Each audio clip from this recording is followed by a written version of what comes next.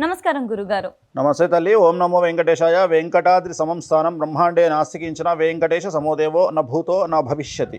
గురుగారు, మరి ఈ సంవత్సరం కన్యా రాశి వారికి ఏ విధంగా ఉంటుందంటారు? సో నెక్స్ట్ రాశి కన్యా రాశి, ఇంగ్లీష్లో వెర్గో అంటారు. ఉత్తర పల్గుని 2, 3, 4 పాదాలు, హస్త 1, 2, 3, 4 పాదములు, చిత్త 1, 2 పాదము, అలాగే ఆదాయం 8, వ్యయం 11, రాజపూజ్యం 3, అవమానం 3.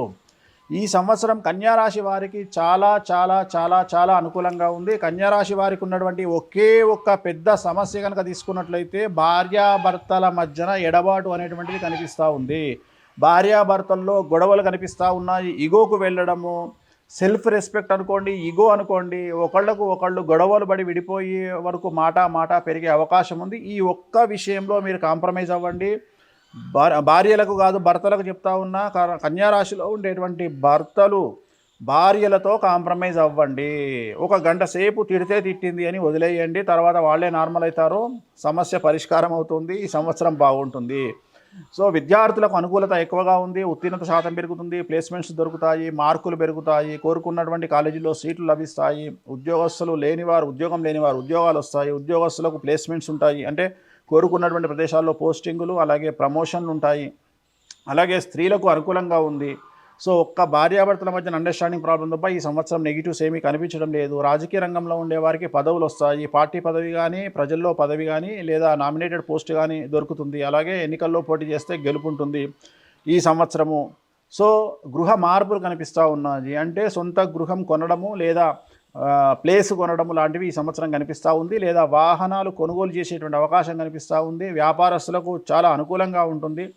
కాకపోతే జాయింట్ వ్యాపారస్తులకు సమస్యలు కనిపిస్తూ ఉన్నాయి. కాంట్రాక్టర్లకు రావాల్సిన బాకీలు రాకపోవచ్చును, కానీ కొత్త కాంట్రాక్టులు మాత్రం వస్తాయి. అలాగే రైతులకు నేను చెప్పినట్టుగా ఉంటుంది. ఈ సంవత్సరం ఓవరాల్గా కనుక తీసుకుంటే 70 నుండి 75% అనుకూలంగా కనిపిస్తూ ఉంది. ఒక భార్యాభర్తల విషయం తప్ప ఈ సంవత్సరం ఆల్మోస్ట్ ఆల్ అన్ని రంగాల వారికి, కన్యారాశి వారికి పూర్తిగా అనుకూలమైనటువంటి ఫలితాలు కనిపిస్తూ ఉన్నాయి. ఈ సంవత్సరం కన్యారాశి వారికి మనము నివారణ మార్గాలు తీసుకుంటే మంగళవారము, గురువార నియమాలు పాటించాలి. మంగళవారం నాడు రెడ్ కలర్ దుస్తులు వేసుకోండి, గురువారం నాడు ఎల్లో కలర్ బట్టలు వేసుకోండి. అది కాకుండా శ్రీకాళహస్తిలో గురు దక్షిణామూర్తి వద్ద అర్చన చేయించుకోండి. గురువారము గురు హోరలో చేయించుకోండి. పసుపు రంగు పూలతో అర్చించండి గురు దక్షిణామూర్తిని. మీకు ఉన్నటువంటి సమస్యలు పూర్తిగా తొలగిపోతాయి. గురుగారు, ఈ రాశి వారు సినీ రంగంలో ప్రయత్నించాలనుకున్నా లేదా ఆల్రెడీ సినీ రంగంలో ఉన్న వారికి ఏ విధంగా ఉండబోతుంది? జనరల్గా ఈ రాశి వాళ్ళు, కన్యా రాశి వాళ్ళు సినిమా ఇండస్ట్రీలో చాలా తక్కువ. ఎందుకంటే కన్యా రాశి వాళ్ళు మీడియా రంగంలో ఉంటారు. మీడియా వేరు, సినిమా ఇండస్ట్రీ వేరు. సినిమా ఇండస్ట్రీలో కన్యారాశి వాళ్ళు చాలా తక్కువ. సినిమా ఇండస్ట్రీలో ఉండేది తులా, వృశ్చిక రాశి వాళ్ళు, మకర రాశి వాళ్ళు ఉంటారు. సో ఇప్పుడు మనం మాట్లాడుకునేది మీడియా రంగానికి సంబంధించిన వాళ్ళు, యాంకర్లు అవ్వచ్చు లేదా టెక్నికల్ టీం అవ్వచ్చు, వీళ్ళందరూ కన్యారాశిలో ఉంటారు. సో వీళ్ళకి ఈ సంవత్సరం చాలా అనుకూలంగా ఉంటుంది. నేను చెప్పింది ఓన్లీ అది ఒకటే చెప్తున్నా, ఏంటంటే భార్యాభర్తలు ఈగో వల్ల, మాట పట్టింపుల వల్ల గొడవలు వస్తాయి తప్ప అంత అనుకూలంగా ఉంది. ఇక్కడికి రాగానే నేను మొదటిగా చూసింది చక్కగా అందంగా అమ్మవారి విగ్రహాలు అయితే ఉన్నాయి. వెంకటేశ్వర స్వామి విగ్రహం కూడా ఉంది. కాకపోతే మీ పక్కనే ఉన్న విగ్రహం ఏంటో నాకు తెలియట్లేదు. ఒకసారి దాని యొక్క ప్రత్యేకత ఏంటి, అసలు అదేంటో చెప్తారా? మామూలుగా అయితే వెంకటేశ్వర స్వామి విగ్రహాన్ని అందరూ చూస్తారు దేశంలో, ప్రపంచంలో, తెలుగు రాష్ట్రాల్లో. కానీ నా దగ్గర ఉన్నటువంటి విగ్రహాలు ప్రపంచంలో మరి ఎక్కడా ఉండవు. ఇక్కడ చూస్తే మనకు ఒక పక్క నక్షత్రాలు అంటారు, అంటే ప్రతి మనిషి 27 నక్షత్రాలలో ఏదో ఒక నక్షత్రంలో పుట్టి ఉంటాడు. సో అలా 27 నక్షత్రాలు, ఒకవైపున నా వెనకాతల నవగ్రహాలు. సో నవగ్రహాలు మొత్తం ప్రపంచాన్ని, విశ్వాన్ని కమాండ్ చేస్తాయి. అలాగే నక్షత్రాలు మనం పుట్టినటువంటి లైఫ్ను కమాండ్ చేస్తాయి.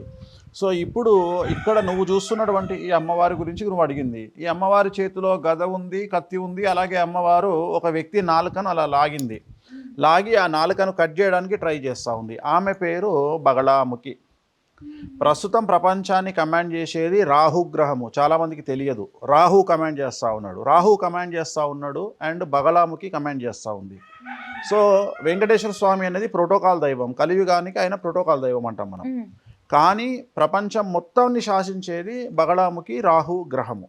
సో జనరల్గా అంటే ఇంచుమించు 1980కి పూర్వం తీసుకుంటే ఒక మనిషి ఎదగాలి అంటే ఇట్ విల్ టేక్ టైం. అంటే ఉదాహరణ, ఒక మనిషి 1 కోటి రూపాయలు సంపాదించాలి అంటే వాడి జీవితాంతం ఉంటే కానీ సంపాదించలేడు.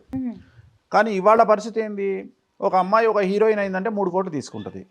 అట్లనే ఒక క్రికెట్గా వాడు సక్సెస్ అయ్యి కనీసం స్టేట్ లెవెల్ ఆడినా కోట్లు సంపాదిస్తాడు. అలాగే అంతేందుకు ఒక రియల్ ఎస్టేట్ వ్యాపారి రెండు మంచి ఎకరాలు అమ్ముకుంటే 50 లక్షల కమిషన్ వస్తుంది. అలాగే ఒక గవర్నమెంట్ ఉద్యోగస్తుడు జీవితాంతం ఎంత కష్టపడ్డా అతని సంపాదన 2,50,00,000 నుండి 3 కోట్లు. అలాగే లంచాలు తీసుకున్నటువంటి ప్రభుత్వ ఉద్యోగి సంపాదన మొత్తం జీవితాంతం 3 కోట్లు.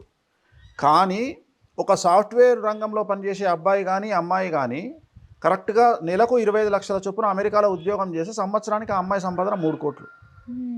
అంటే దీని అర్థం ఏంది? వీళ్ళు జీవితాంతం సంపాదించే సంపాదన ఆ అమ్మాయి ఒక సంవత్సరంలో, ఆ అబ్బాయి ఒక సంవత్సరంలో అమెరికాలో సంపాదిస్తున్నాడు.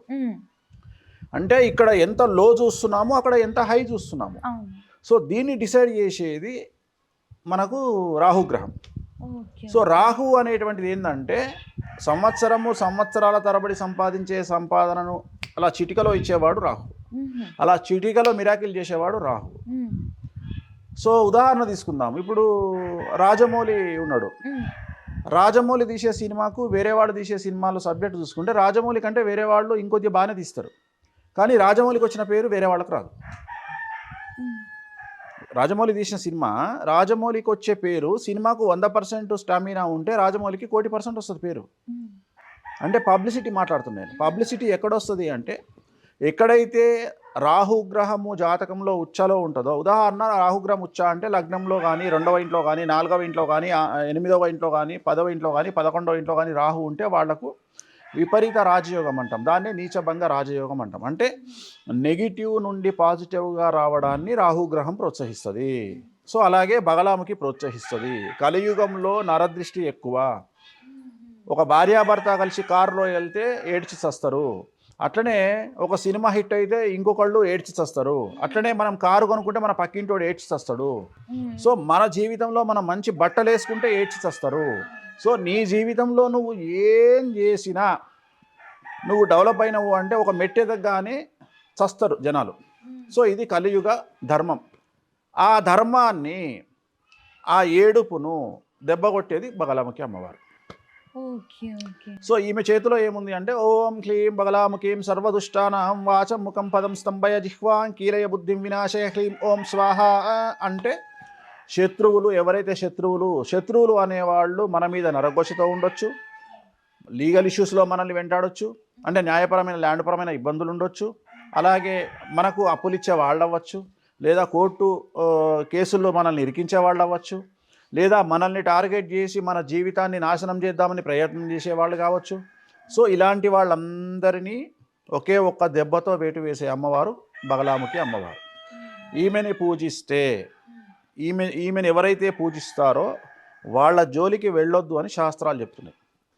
సో బగలాముఖి అమ్మవారిని ఎవరైతే వామాచారంలో పూజిస్తారో, వామాచారము అంటే నేను చేసే ప్రాసెస్, నేను చేసే పూజలలో నాన్ వెజ్ ఉంటుంది, లిక్కర్ ఉంటుంది. సో అందుకని అలాంటి పూజలు చేసే వాళ్ళ జోలికి వెళ్ళకండి అని చెప్తుంది.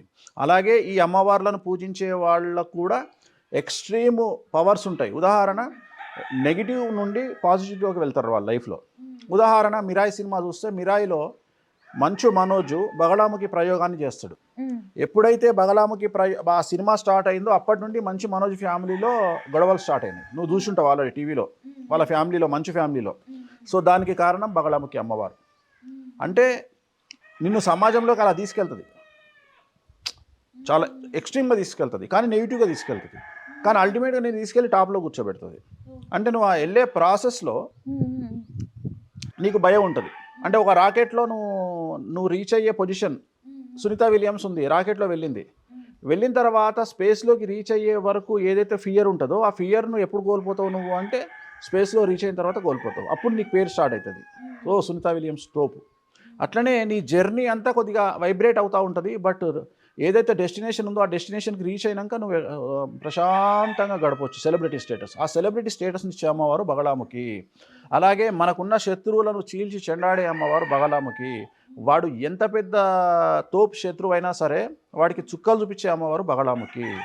సో అందుకని ఈ అమ్మవారు కలియుగానికి ప్రోటోకాల్ దేవత. వెంకటేశ్వర స్వామి ఎలాగైతే ప్రోటోకాల్ దేవతనో రాహువు అండ్ ఈ అమ్మవారు ఇప్పుడు కలియుగంలో మనం పూజించాల్సినటువంటి దేవతలు. అందుకని ఈ అమ్మవారికి ఇక్కడ అన్ని దశమహావిద్యల ప్రోగ్రాములు జరుగుతాయి. సో ఈ విగ్రహాలు ప్రపంచంలో మరి ఎక్కడా ఉండవు, నా దగ్గర మాత్రమే ఉంటాయి. పంచలోహ విగ్రహాలు ఎక్కడా లేవు ఇవి. సో మన దగ్గర చేసే పూజా కార్యక్రమాల కోసం ఈ విగ్రహాలను తెప్పించడం జరిగింది. ఆమె రాజశ్యామల, ఈమె బగలాముఖి, ఆ పక్కన శ్మశాన కాళి అండ్ శ్మశాన తార. సో ఇవన్నీ ఈ 4 విగ్రహాలు ఇక్కడ మన దగ్గర ఉంటాయి. వీటికి మనం అభిషేకాలు పూజలు నిర్వహించి యజమానులు ఎవరైతే కోరుకుంటారో వాళ్ళ కోరికలు తీర్చడానికి వీటిని ఉపయోగిస్తాం.